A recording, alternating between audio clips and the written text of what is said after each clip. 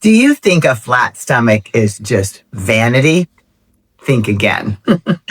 One of the things I hear from time to time with my clients is, Janet, I'm over 70 and I've stopped trying to look 25. Life is short. Don't ask me to give up my wine. I'm a little overweight, but hey, I'm 62. Things like that. Everyone is overweight at 62, right? And almost always it ends with something like, a flat stomach just isn't important to me anymore. I refuse to chase vanity. You know what? I kind of agree. If your goal is to have ripped abs or look like a fitness model, I think you're asking the wrong question. Because after 50, and especially after 60 or 70, this isn't about vanity anymore. It's about longevity. We somehow started believing that carrying extra weight around our middle is simply part of getting older. It's okay. And sure, we have permission to have a little junk in the trunk. It's harmless. And that's just the price we pay for enjoying life. But here's what concerns me. That fat that's packed deep inside your abdomen, that is wrapped around your organs, it's called visceral fat. And it's different from the fat that's just under your skin.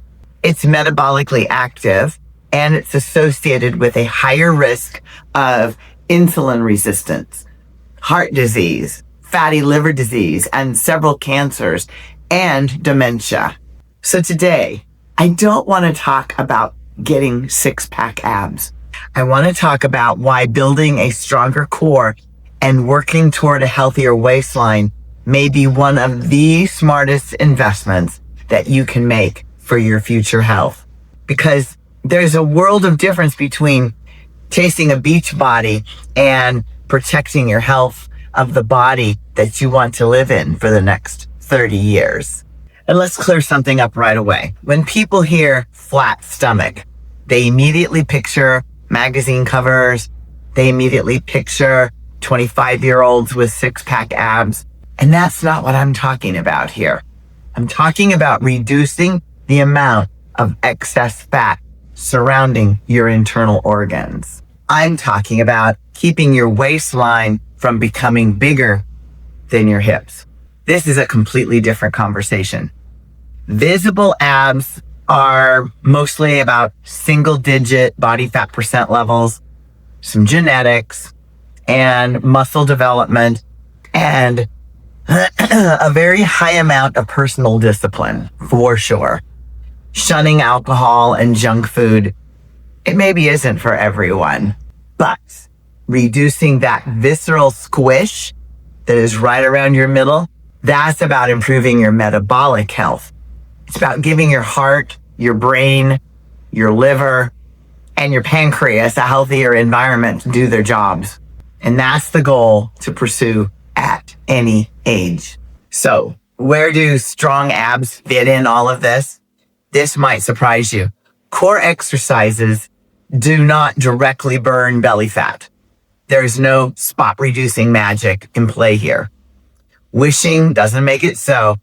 So if crunches melted belly fat, I'd have every one of my clients doing 500 crunches a day. That's not how the body works. You can reduce fat. Your body decides where the fat that is stored should come off first, where it can let go first. And it will slowly work its way to your middle section if you don't give up. What core training does is something far more valuable. It helps you move better, lift better, stand taller, protect your spine, improves your balance, reduces your risk of injury. That's a long list, isn't it? And that level of functionality and protection is really important after 50. Every decade, it becomes even more important. Also, your core isn't just your abs that are here in front. When most people think of their core, they picture the six-pack muscles. But your core is much more than that. It is your abdominals. It's also your obliques that are on the side, like little parentheses. It's the deep muscles that stabilize your spine in the back. It's your lower back. It's your diaphragm that allows you to breathe in and out. It's your pelvic floor and even your glutes. Think of your core as the foundation of your house, like the concrete foundation. If the foundation is solid, everything that's built on top of it becomes very stable. Houses built on sand, they don't keep their integrity for very long, and the cracks start to show. Every time you lift groceries, pick up a grandchild, carry luggage through an airport, or get down on the floor, or stand up in a smooth movement, you're using your core. My favorite way to train core, this is something that surprises a lot of people. Many of the best core exercises don't look anything like ab exercises. Things like squats challenge your core, deadlifts, overhead presses, rows, farmer carries, and even getting stronger with good technique forces your core to stabilize your body. All of those things require that midsection to be solid and to resist rotation. This is one of the reasons why I'm such a huge believer in full body strength training. Then, if needed, I'll add a few targeted core exercises like side planks, bird dogs, dead bugs, farmer carries. I posted a core workout video a few weeks ago. So let me know in the comments if you need that link, if you can't find it in my catalog. Now, I don't do these things because they're flashy, certainly. I do them because they teach your body to resist rotation or any movement. And that's what your core is designed to do. Solid foundation. So let's talk about the big rocks for a minute. Here's where I think people kind of get off the beam a little bit.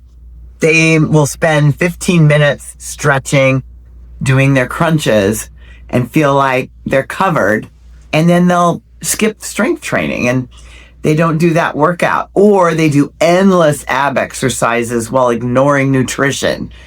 If I had to choose, I would rather see you strength train whole body, eat enough protein, and walk every day, prioritize sleep and manage stress, and then add a few minutes of dedicated core work. Fine.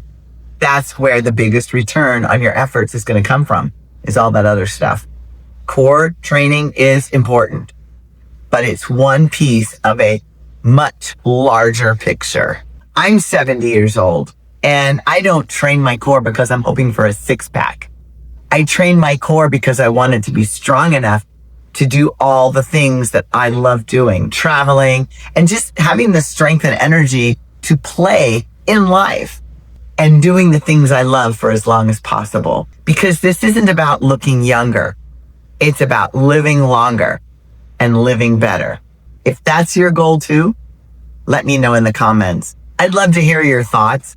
And if you found this video to be helpful, don't forget to like and subscribe and share it with someone who needs to hear that a healthier waistline isn't a vanity project. It's a longevity project.